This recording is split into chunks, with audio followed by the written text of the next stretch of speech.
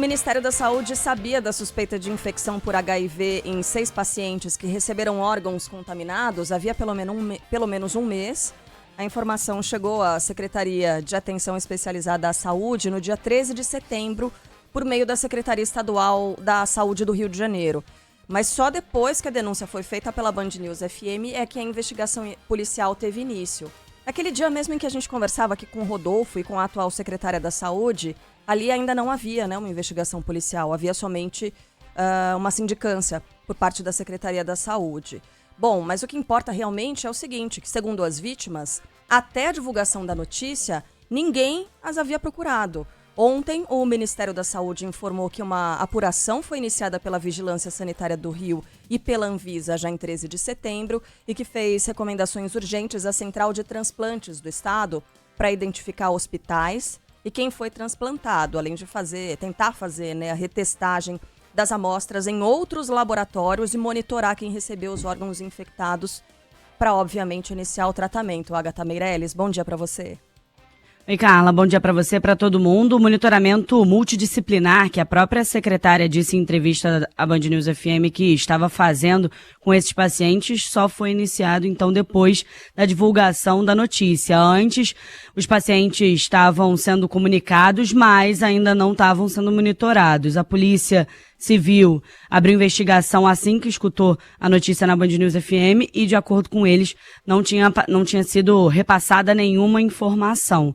Ontem, inclusive, o governador Cláudio Castro deu a primeira declaração depois de ter emitido uma nota horas após a divulgação do ocorrido ainda na sexta-feira, mas ontem, durante uma coletiva de imprensa, ele foi questionado pela nossa equipe sobre o posicionamento do governo, as investigações e também sobre a possibilidade e a investigação em relação à participação e o fato da família do deputado federal Dr. Luizinho, e então secretário de Saúde na época, ser o dono desse laboratório. Lembrando que os dois sócios, o Walter e o Matheus, são tio e primo do Dr. Luizinho.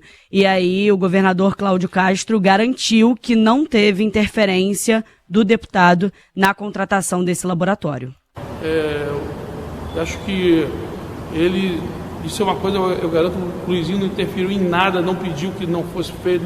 Tanto que foi feita a operação, está seguindo normalmente e prendeu uma pessoa que era próxima à família dele e a coisa está acontecendo com toda a tranquilidade.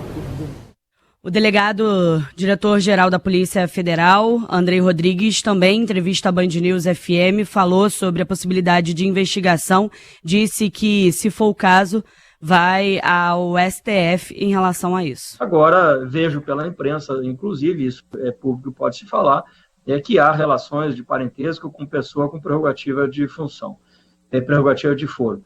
E isso, e aqui volto a falar em tese, havendo qualquer situação que necessite a investigação de pessoa com prerrogativa de foro, aí sim há que necessariamente essa investigação ser encaminhada ao tribunal competente.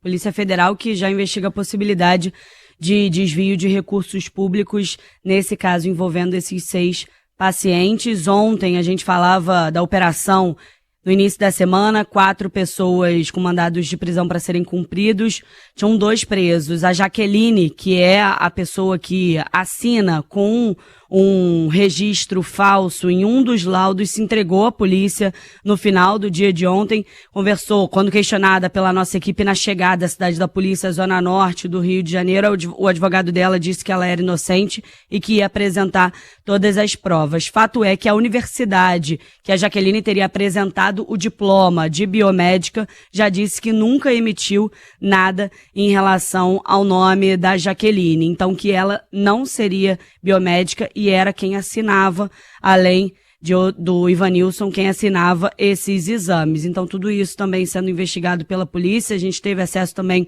a uma conversa entre o que seria o laboratório e a Jaqueline, onde ela envia esse diploma quando foi perguntada sobre o diploma. Ela envia e essa universidade disse que esse diploma era falso.